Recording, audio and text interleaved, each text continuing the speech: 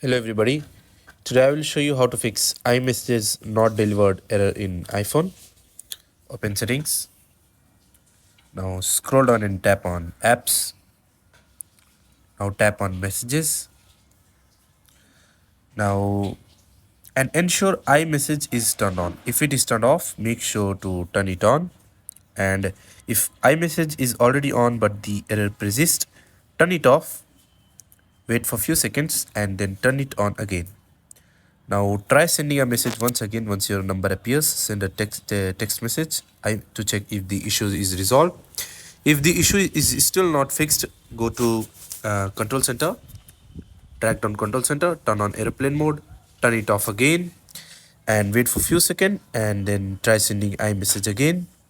If iMessage is still not working, go to settings, scroll down to messages, and enable send as SMS. In your messages app, tap on send as SMS.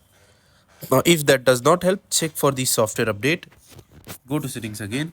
Now this time go to general, go to software update, and if there are any update available, update your iOS device.